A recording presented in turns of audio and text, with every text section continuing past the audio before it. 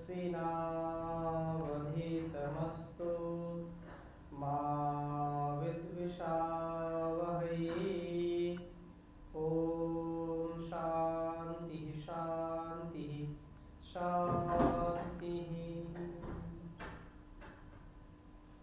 वैदिक जीवन पद्धति की इस कक्षा में आप सभी का हार्दिक स्वागत है, अभिनंदन है। वेदों अक्षरो धर्ममूलम, वेद सब सत्य विद्याओं का पुस्तक। वेद का पढ़ना पढ़ाना, सुनना सुनाना तथा अपने आचरण में लाना हम सभी श्रेष्ठ जनों का परम कर्तव्य है।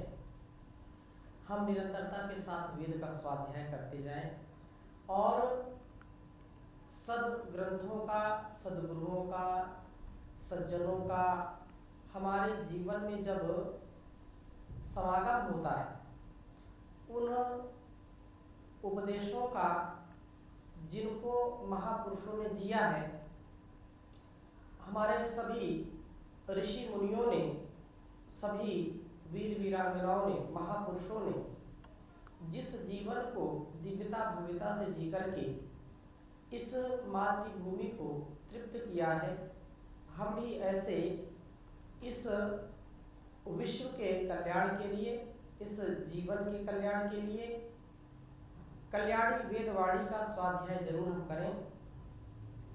इसका स्वाध्याय करने से, इसका आलम्बन लेने से हम कभी भी दुष्ट को प्राप्त नहीं होंगे, दुर्गुणों को प्राप्त नहीं होंगे, सदा सर्वदा उत्थान की ओर ही आगे बढ़ते जाएंगे।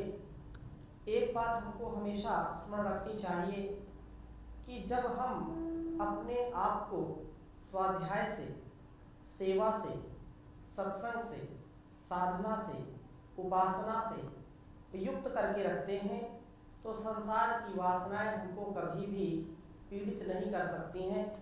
हम कभी भी अपने पथ से विमुख नहीं हो सकते हैं, पथभ्रष्ट नहीं हो सकते हैं। हमारा पथ सुपथ जो निरंतरता से हमारी उन्नति के लिए, आत्मोन्नति से विश्व उन्नति के इस पावन पथ पर, इस राजमार्ग पर, अध्यात्म के मार्ग पर हमको अग्रसर होना चाहिए और उसके लिए हमको स्वाध्याय बहुत आवश्यक है, इसको जरूर हमको करना चाहिए। तो ऋग्वेद के छठे मंडल का स्वाध्याय हम कर रहे हैं और छठे मंडल के स्वाध्याय में यह सूक्त जो निरंतरता से हम आगे बढ़ते जा रहे हैं, 72वां 73वां जो सूक्त है, इस मंत्रों का हम स्वाध्याय करेंगे तो निसंदेह हमारे जीवन का अतिशय कल्याण होगा। इन सूक्तों का, इन मंत्रों का स्वाध्याय हमारे लिए अत्यंत कल्याणकारी है। तो प्रथम वेद मंत्र लिखता हूँ, फिर चर्चा करूँगा आगे। धाम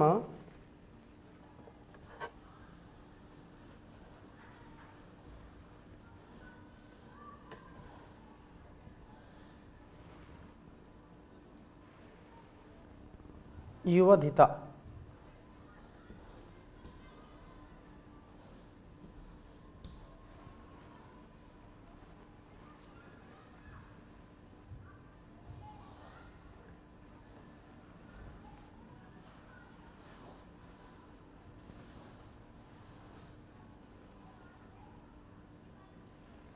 युवधिता मिनंती।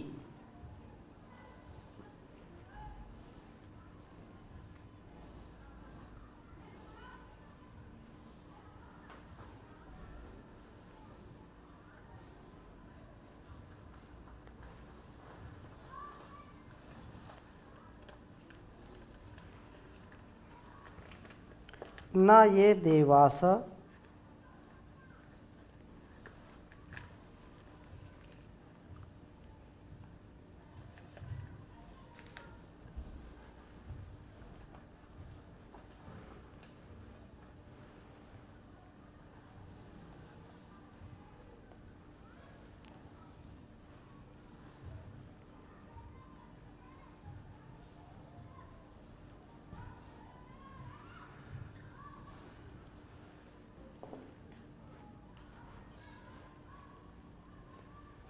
ओहसा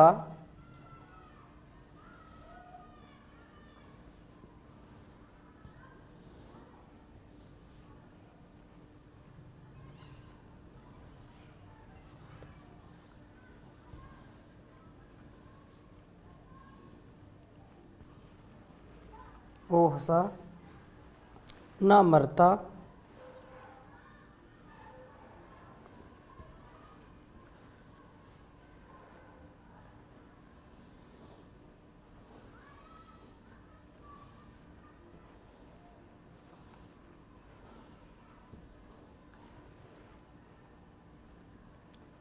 अयज्ज साचो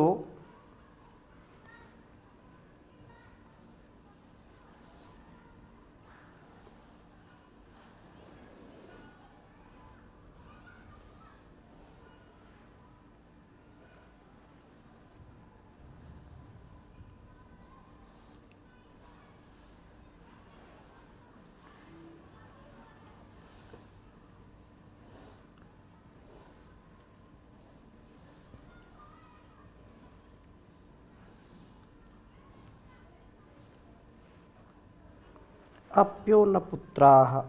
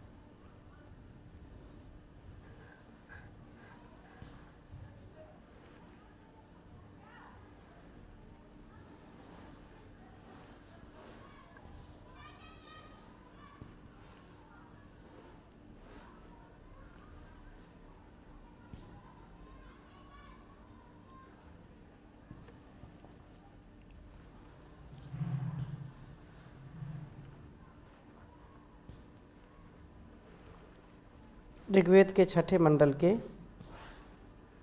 67वें सूक्त का यह 9वां मंत्र है।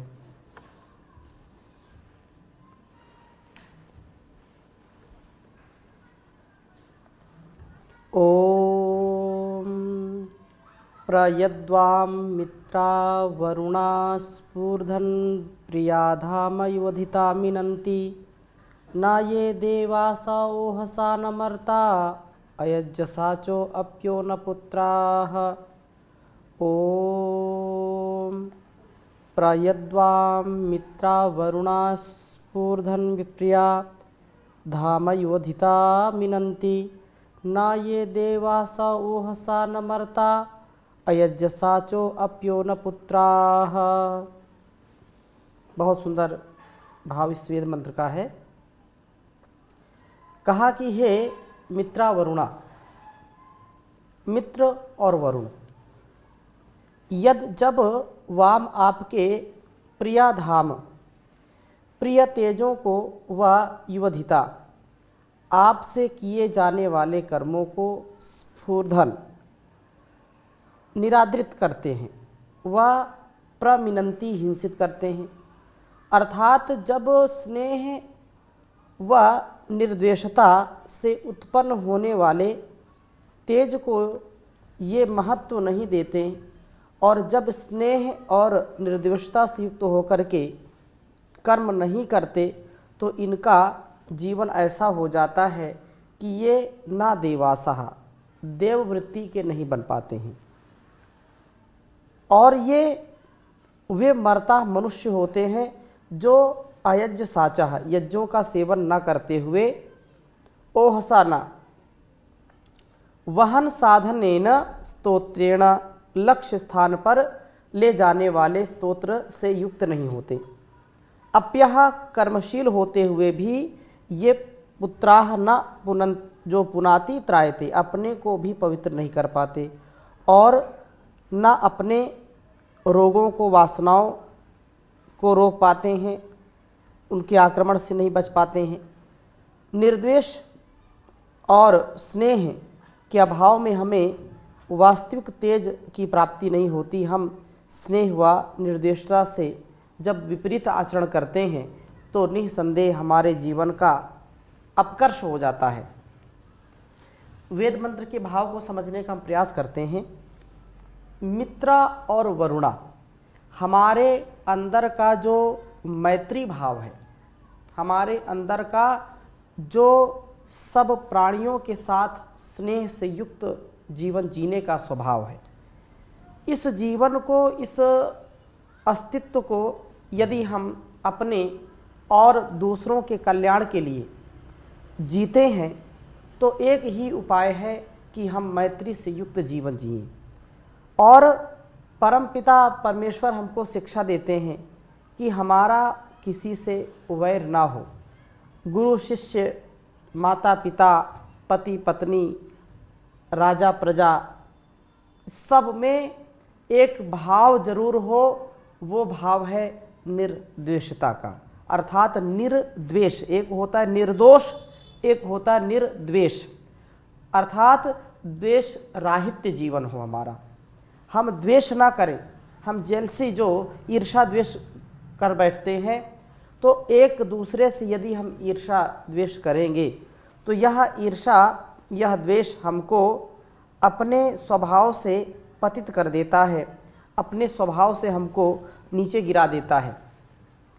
और जब व्यक्ति अपने स्वभाव से पतित हो जाता है, नीचे गिर जाता है, तो वह गंतव्य तक पहुंच नहीं पाता है। उसका जो लक्ष्य होता है वह लक्ष्य भूल जाता है और केवल इस संकीर्ण विचारधारा में अपने स्वभाव को, मूल जो स्वभाव है, जो मूल प्रकृति है, जो व्यक्ति का नेचर है, उससे वह विपरीत आचरण करने बैठता है। हमारा सबका जो स्वभाव है, जो आध्यात्मिक जीवन है, जहाँ पर देवत्व है, जहाँ पर करुणा है, प्रेम है, जहाँ पर सौहार्द है, परस्परता है, नम्रता है, और जहाँ पर परोपकार, सदाचार, सद्व्यवहार की पावनी परंपरा का सदा ही विस्तार रहा है, सदा ही सम्मान रहा है, वहाँ भी यदि हम अपने निजी स्वार्थ के लिए, अपने इंद्रिय सुखों के लिए हम यदि किसी व्यक्ति से द्वेष कर बैठते हैं, यदि किसी से अमैत्री, शत्रुता का यदि भाव हम रखते हैं, तो वह उनके लिए कल्याणकारी होगा, अकल्याणकारी होगा, यह तो दूसरी बात है। हमारे लिए कल्याणकारी नहीं होगा। हम अपने सात्विक और शांतिमय जीवन को नहीं जी सकते हैं यदि हम ईर्ष्या किसी से करेंगे, किसी से द्वेष बढ़ाएंगे, तो हमारे शक्ति का, हमारी ऊर्जा का ह्रास होगा, क्षय होगा, हमारी ऊर्जा नष्ट होगी। हम तेजस्वी बनकर के नहीं जी सकते हैं। हमारा जो एक आभा मंडल है, जो ओरा है, वह क्षय को प्राप्त हो जाता है, वह धीरे धीरे संकुचित होता चला जाता है और व्यक्ति का व्यक्तित्व बिल्कुल नष्ट हो जाता है, अर्थात उसका कोई अस्तित्व नहीं रह जाता है। इसलिए हम यदि अपने महत्व को प्राप्त करना चाहते हैं, महत्वशील बनना चाहते हैं, तो हमको अपने जीवन को अहिंसा और सत्य के मार्ग पर, इंद्रिय जय के मार्ग पर आगे बढ़ाना पड़ेगा। और काम, क्रोध, लोभ, मोह, ईर्ष्या की ये जो दुष्ट भावना है, यह जो दुरित की ओर ले जाने वाली भावना है, दुर्गुणों की ओर ले जाने वाली भावना है, हमारे जीवन को नरकीय बनाने की जो कुत्सित चाल है, इस चाल को हर हाल में हमको आगे नहीं आने देना है, हमको आगे जाना है, इसको नियंत्रण में रखना है। इसलिए यह प्रार्थना बार बार है कि हम यदि निर्द्वेष हैं, यदि हमारे अंदर स्नेह की भावना है, तो हम कर्म भी अच्छा करेंगे और श्रेष्ठ कर्म करेंगे, तो इससे हमारा जीवन भी श्रेष्ठ हो जाएगा। हमारा जीवन श्रेष्ठ होगा तो निसंदेह यह जीवन की सार्थकता होगी। देवत्व के भाव से, देववृत्ति से हम युक्त होंगे। और मनुष्यों में भी, मनुष्य मरता बोला है, अर्थात जो जन्म लेते हैं और मर करके चले जाते हैं, तो यहाँ वेद मंत्र में कहा मरता। तो ये जो मरता तात्पर्य ये है कि हमारा जो जीवन है, इस जीवन की सद्गति इसी में है कि हम सौहार्द से, प्रेम से, करुणा से जीवन को जिएं, जिससे हमारे अंदर कर्म का सामर्थ्य उत्पन्न हो और दिव्य कर्म हम करें, हम निष्काम कर्म करें, राग द्वेष से प्रेरित होकर के कर्म ना करें। कई लोग ऐसे होते हैं कि कर्म करना तो चाहते हैं लेकिन सकर्म और जो सकाम कर्म हैं उनकी ओर ज़्यादा ध्यान देते हैं, स्वार्थ की ओर ज़्यादा ध्यान देते हैं। जो परोपकार के लिए कर्म है, जो आत्मोद्धार के लिए, राष्ट्र उद्धार के लिए और विश्व के समस्त प्राणियों की जिसमें सेवा हो, हित हो, ऐसे कर्मों को न करके केवल वो अपने ही निजी स्वार्थ के लिए लगे रहते हैं। तो इस निजी स्वार्थ से हमको ऊपर उठ करके निसंदेह कहा कि अयज्ञ साचाह, यज्ञों का सेवन न करते हुए ये जो भोग वृत्ति वाले लोग हैं, जो स्वार्थ की वृत्ति वाले लोग हैं, ये आगे नहीं बढ़ पाते और कर्म का भी संपादन ठीक से नहीं कर पाते हैं। और वास्तव में पुत्र तो वही होता है जो पुनाति त्रायते, वह न जो है अपने को भी पवित्र नहीं कर पाता और घर परिवार और अपने बड़ों को भी जीवन में कोई विशेष उनको प्रसन्नता नहीं दे पाता, उनको सही मार्ग पर चलाने की प्रेरणा नहीं दे पाता है। इसलिए अपने को रोगों से भी नहीं बचा पाता, वासनाओं से नहीं बचा पाता। रोगों दोषों से बचने का उपाय यही है कि मन को शांत करके, इंद्रियों पर नियंत्रण करके ईर्ष्या और द्वेष से बचें, क्योंकि यह ईर्ष्या द्वेष हमारे संबंधों को खराब करती है, हमारे संबंधों में व्यवधान आता है। हम सावधान हो करके कहीं भी 1% भी त्रुटि हमसे ना हो, इस बात का हम ध्यान रखें और इस बात का ध्यान रखते हुए ही जीवन और जगत का हम कल्याण कर सकते हैं। हम स्नेह व निर्द्वेषता से दूर होकर के देवत्व को जो है निर्द्वेष और स्नेह से युक्त होकर के जीवन को शक्तिमय बनाए, भक्तिमय बनाए और योगमय बनाए। लेकिन यदि हम इससे दूर होते हैं, अर्थात ईर्ष्या हमारे अंदर कूट कूट करके भरी है, हमारे अंदर दूसरों के प्रति द्वेष की भावना भरी है, तो हम देवत्व से दूर होते चले जाएंगे। हमारा जीवन यज्ञमय व स्तुतिमय नहीं रहता है यदि हम छली कपटी हैं, यदि हम दूसरों का दोष देखते हैं, पर निंदा करते हैं, चुगली करते हैं, ईर्ष्या द्वेष करते हैं, छल कपट पूर्ण व्यवहार करते हैं, तो कैसे हमारा जीवन श्रेष्ठ होगा? नहीं हो सकता है। पवित्रता का विनाश होकर रोगों व वासनाओं की प्रबलता हो जाती है। जब हमारे अंदर का मैत्री भाव बिगड़ जाता है, मित्रता का भाव नहीं रहता है और हम ईर्ष्या का भाव जागृत कर लेते हैं, दूसरों से ईर्ष्या कर बैठते हैं, तो हमारे अंदर की जो पवित्रता है वो विनाश उसका हो जाएगा, नष्ट हो जाएगी। और जहाँ पवित्रता नहीं है, जहाँ पर शुचिता नहीं है, जहाँ पर अपने जीवन और जगत के कल्याण की पवित्र भावना नहीं है, तो समझ लीजिए वहाँ पर रोग होंगे ही होंगे और कभी उनके अंदर यज्ञशीलता, कल्याणकारी भावना नहीं आती है। हम कल्याणकारी भावना से ओतप्रोत हों, अपने जीवन और जगत के कल्याण की भावना हमारे अंदर होनी चाहिए। तो हम स्नेह और निर्देशता के महत्व को समझें। इन्हीं से हमें तेजस्विता, दिव्यता, स्तुति की वृत्ति, भक्ति शक्ति मिलेगी, यज्ञशीलता और पवित्रता की प्राप्ति होगी और कोई दूसरा उपाय नहीं है। हम दिव्य ज्ञान का पान करें और प्रभु की भक्ति करें। प्रभु की भक्ति से ही हमारे और इस संसार के सभी लोगों का कल्याण होने वाला है। इसलिए भगवान का हम गुणगान करें।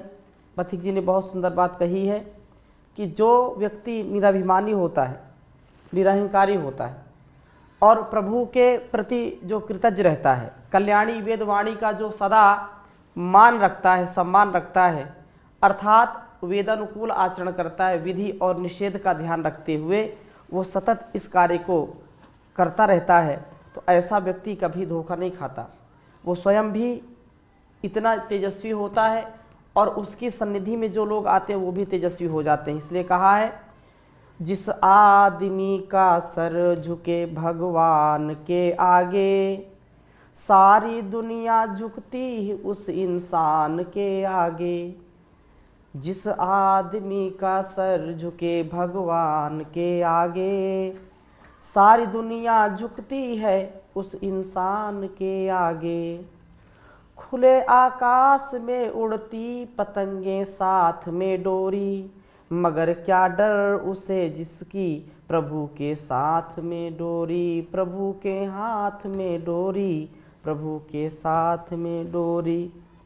ताकत फीकी पड़ती है उस बलवान के आगे, जिस आदमी का सर झुके भगवान के आगे।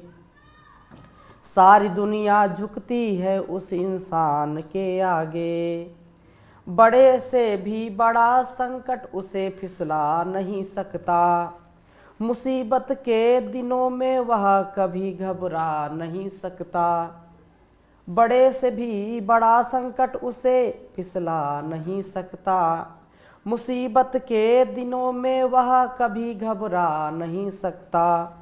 उसको ठहरा पाओगे हर तूफान के आगे, उसको ठहरा पाओगे हर तूफान के आगे। सारी दुनिया झुकती है उस इंसान के आगे। बसे वह देवता बनकर जमाने के ख्यालों में, उसी के नाम की चर्चा अंधेरों में उजालों में। बसे वह देवता बनकर जमाने के ख्यालों में, उसी के नाम की चर्चा अंधेरों में उजालों में। सूरज भी क्या चमकेगा उसकी शान के आगे, जिस आदमी का सर झुके भगवान के आगे। सारी दुनिया झुकती है उस इंसान के आगे।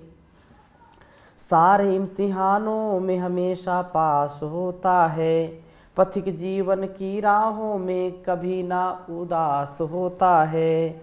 मंजिल खुद आ जाती है उस मेहमान के आगे, मंजिल खुद आ जाती है उस मेहमान के आगे।